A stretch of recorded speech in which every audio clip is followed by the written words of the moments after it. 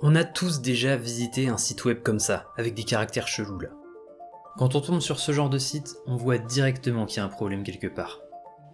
Mais si je vous disais qu'il y avait un rapport entre ces bugs d'affichage et le piratage de certains serveurs et certaines bases de données?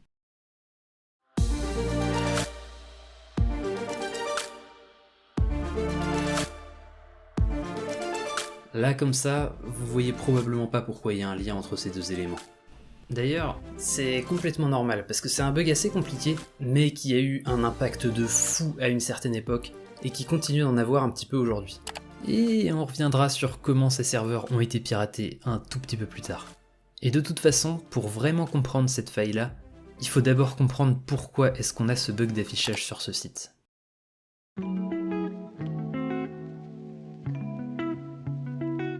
Si jamais vous êtes développeur et que vous regardez cette vidéo, il y a de grandes chances que vous soyez en train de vous dire que ici le problème c'est l'encodage des caractères, et que pour corriger ce vilain problème d'affichage, il suffit simplement de préciser à la page web que les caractères qui la composent sont en UTF-8. Mais qu'est-ce que c'est exactement UTF-8 ? Ok, pour comprendre ça, il faut revenir à la base de l'informatique. Un ordinateur, ça fonctionne comment ? Eh ben, un ordinateur fonctionne en exécutant des programmes qui sont des séquences d'instructions écrites dans un langage de programmation. Non. Enfin si, mais en fait, il faut qu'on descende un peu plus bas. Un ordinateur, ça fonctionne avec des 0 et des 1, et si j'essaie de vous expliquer comment fonctionne le binaire alors que vous avez juste cliqué sur cette vidéo pour découvrir un sujet sympa lié à la sécurité informatique, je vais perdre tout mon taux de rétention, donc je vais éviter. On va dire qu'un ordinateur, ça fonctionne avec des nombres. Plein de nombres. On lui donne des nombres et en fonction de ces nombres, il va exécuter des actions. Mais alors, comment on fait pour afficher des lettres sur l'écran, comme on voit ici, alors que, comme je viens de le dire, l'ordinateur il fonctionne qu'avec des nombres ? Eh ben on fait comme n'importe quel enfant veut faire pour écrire un message codé à ses amis, on va encoder. Encoder, c'est juste se dire, ok, à partir de maintenant, ce symbole-là, ça signifie A. Et ce symbole-là, ça signifie B. Et ainsi de suite. Et sur l'ordinateur, les symboles en question, ce sont des nombres, donc on a juste à associer des nombres à chacun des caractères qu'on veut encoder.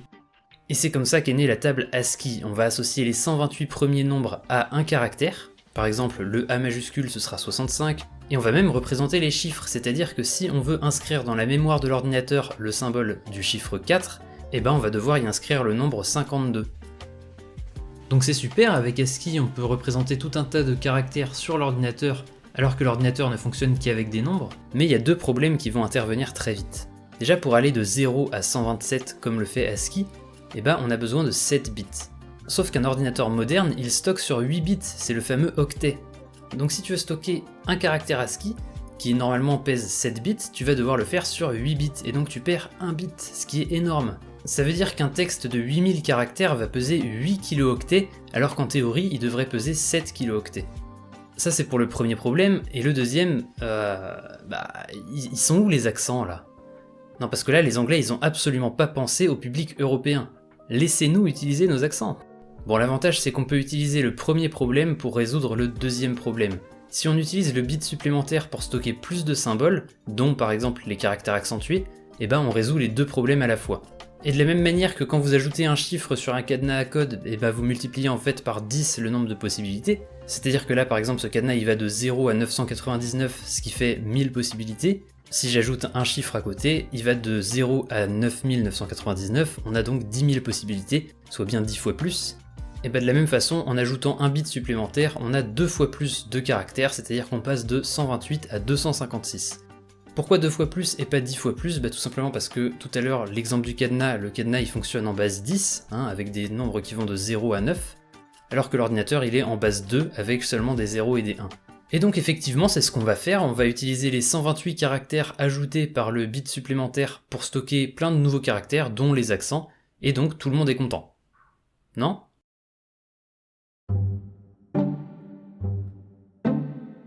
Non, absolument pas, il y a personne qui est content. Les Russes ils voient 128 caractères disponibles supplémentaires, eux ils veulent ajouter des caractères cyrilliques. Et peut-être que les Grecs ils veulent ajouter leurs propres caractères grecs, et les Chinois aussi, et les Arabes, et les Japonais, et les Coréens. Donc en fait il y a personne qui est content. Et ça fait qu'il y a plein de pays qui vont créer leur propre standard ASCII, et donc quand vous allez recevoir un mail par exemple de quelqu'un qui est russe, et bah à la place de voir des caractères russes, vous verrez des accents et des caractères bizarres, vous comprendrez pas pourquoi. Par exemple, si vous envoyez à un ami russe le caractère E accent aigu, et bah lui il recevra ce caractère-là, ce N à l'envers. Là je viens d'offenser tous ceux qui connaissent l'alphabet cyrillique, désolé, moi je connais pas. Pour moi c'est un N à l'envers. Face à cet immense bordel, il y a un projet qui voit le jour, le projet Unicode. L'idée c'est simplement de faire adopter le même format d'encoding à toute la Terre. Pour ça, ils essayent d'ajouter tous les caractères de toutes les langues connues, et même des langues qui n'existent pas d'ailleurs puisqu'il y a du Klingon en Unicode. C'est un projet ambitieux, mais il finit par être réalisé et il fonctionne de la façon suivante. Chaque caractère est associé à un symbole qui s'écrit U plus et un numéro. Voilà, dans mon exemple, il y a clairement la lettre C, mais c'est quand même un numéro. C'est juste qu'il est représenté en base 16, c'est-à-dire que à la place d'utiliser des chiffres de 0 à 9, on utilise des chiffres qui vont de 0 à 15, et comme il n'y a pas de chiffres après 9, on utilise des lettres A, B, C, D, E et F. Donc C9 en hexadécimal, ça représente en fait 201 en décimale. Et ce fameux U+, il précise qu'on est bien en train de parler de caractères Unicode, U comme Unicode. Mais tout à l'heure, on a vu qu'avec l'ASCII étendu, on avait 256 caractères possibles.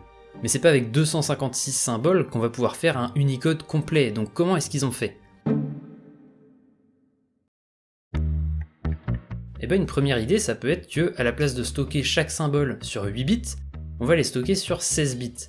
Avec cette méthode, on aurait un panel de plus de 65 000 symboles possibles, et donc on pourrait largement rentrer tous les symboles qu'on veut. Et là regardez, j'ai écrit la chaîne de caractères abonnez-vous en utilisant cette méthode d'encodage. Ce sera vu comme ça par le PC. Et face à cette idée, il y a les Américains qui vont dire mais attendez les gars, nous on s'en fout des caractères accentués, hein. Et regardez, si j'écris abonnez-vous en ASCII, ma chaîne de caractères elle prend 2 fois moins de place que la vôtre. Vous, il y a des zéros partout, on comprend rien, ça sert à rien. Et ça c'est un vrai problème qui est intéressant parce que nous on n'utilise pas souvent les accents. 99% du temps on va utiliser des caractères de l'ASCII standard et de temps en temps on va mettre des accents, des caractères spéciaux. Et donc multiplier par 2 la place prise pour stocker un seul caractère juste pour pouvoir de temps en temps mettre quelques accents, bah c'est peut-être très égalitaire mais c'est pas très équitable et donc au final c'est pas très juste. Face à ça, les Américains, ils vont forcément vouloir garder leur ASCII qui fonctionne très bien pour eux. Mais rappelez-vous, le principe d'Unicode, c'est que tout le monde utilise le même système pour encoder les caractères. Donc si les Américains décident de pas l'utiliser, et bah Unicode n'a pas marché, Unicode ne marche pas. Et donc on se retrouvera avec les mêmes bugs qu'on avait au début de la vidéo. Et c'est là qu'arrive le génialissime UTF-8, qui est une façon d'encoder les caractères Unicode. Vous vous rappelez quand je disais que, en théorie, l'ASCII devrait être stocké sur 7 bits, alors qu'en réalité c'est stocké sur 8 bits, et qu'on perdait donc 1 bit d'espace par caractère. Et bah plutôt que d'ignorer ce problème comme le faisait ASCII, ou de rajouter des symboles comme le faisait l'ASCII étendu, ici UTF-8 va s'en servir de paramètre. UTF-8 fonctionne de la manière suivante. Si ce bit vaut 0, alors on considère que c'est un caractère ASCII, et donc il est stocké sur 1 octet, sur 8 bits. Donc si vous écrivez n'importe lequel des caractères ASCII, il sera stocké sur 1 octet exactement comme le faisait ASCII avant. Mais pour les autres symboles, ceux qui sont pas dans la table ASCII originelle, eh ben on va les stocker sur plusieurs octets. Et le nombre d'octets sur lesquels on va les stocker, ça va être égal au nombre de 1 par lequel commence notre nombre binaire. Et donc là où en ASCII on savait que chaque groupe de 8 bits représentait en fait un caractère, et bah avec UTF-8 il peut y avoir un caractère qui est représenté par plusieurs groupes de 8 bits, plusieurs octets. Je vais vous donner un exemple, regardez ces 3 caractères, si je les représente sous la forme binaire comme le ferait UTF-8, ce serait représenté comme ça. On peut se demander quel groupe d'octets correspond à quel symbole. Est-ce que pour le premier symbole par exemple c'est ce groupe d'octets et celui-là pour le deuxième ? On sait pas. Comment fait UTF-8 pour savoir ça ? Eh ben il va regarder le premier symbole du nombre. Ici pour ce premier octet, c'est un 0. Ça veut dire qu'on est sur un symbole ASCII et donc qui est stocké sur un octet. Donc en fait ce premier octet, c'est la première lettre. L'octet juste après, on voit qu'il commence par un 1, donc on est sur un cas un petit peu particulier. Et en effet, on voit que la lettre au-dessus c'est un E, donc on n'est pas sur un caractère qui est dans la table ASCII originelle. Et donc le nombre d'octets qui va être utilisé pour stocker ce caractère-là, ça va être égal au nombre de 1 par lequel notre octet commence. Ici ça commence par 2 1, donc ce sera stocké sur 2 octets. Donc on sait que les 2 octets suivants représentent le caractère E. Pour le troisième caractère, même principe, il commence par 3 1, donc ce sera sur les 3 octets suivants que sera stocké ce caractère. Donc on a réussi à séparer chaque groupe d'octets pour qu'il représente la lettre qui lui est associée. Mais maintenant, comment on fait pour savoir quelle lettre se cache derrière ce groupe d'octets? Ici, rappelez-vous, le nombre de 1 définit le nombre d'octets sur lequel est encodé notre caractère. Mais pour les octets suivants qui constituent aussi le caractère encodé, ils doivent tous commencer par 1-0. C'est comme ça, c'est dans les règles d'UTF-8. Pourquoi 1-0 ? Tout simplement pour pas qu'on confonde avec un caractère ASCII qui commence forcément par 0, et en même temps pour pas qu'on confonde avec le début d'un caractère UTF-8 qui commence forcément par 1-1 ou plus, puisque 1-1 signifie qu'on encode sur 2 octets et on encode forcément au minimum sur 2 octets, sinon on est dans le premier cas d'un caractère ASCII. Enfin, c'est pas très important de comprendre pourquoi ils ont fait ça, mais le fait est que ça doit forcément commencer par 1-0. Donc au final, quel bit on peut modifier ? Ceux-là on peut pas, donc il nous reste que ceux-là. Au passage, on peut pas modifier celui-là parce que si on pouvait, ça voudrait dire qu'on pourrait mettre 1 à la place, et si on met un 1 ici, ça veut dire qu'on encode le caractère sur 3 octets, or on l'encode sur 2 octets en l'occurrence, donc il doit forcément rester à 0. Donc ça, c'est les bits qu'on peut modifier, on va les rassembler ensemble de cette façon-là, et ça nous donne un nouveau nombre binaire qu'on va pouvoir convertir en hexadécimal, et si on rajoute le U+, on a le code Unicode auquel correspond le caractère encodé. Voilà, maintenant vous avez compris comment fonctionne l'encodage UTF-8, mais pourquoi est-ce que je vous parle de ça alors qu'on est sur une chaîne de hacking, et que UTF-8 a priori, c'est pas du hacking? En fait, il faut savoir qu'il y a plein de vulnérabilités qui sont basées sur la fainéantise des gens qui développent des librairies pour décoder UTF-8. Votre ordinateur il sait pas décoder UTF-8 comme ça, il y a forcément des développeurs derrière qui lui ont expliqué comment faire, et des fois ils ont été un petit peu feignants et ça peut amener à des vulnérabilités. Je vous explique comment.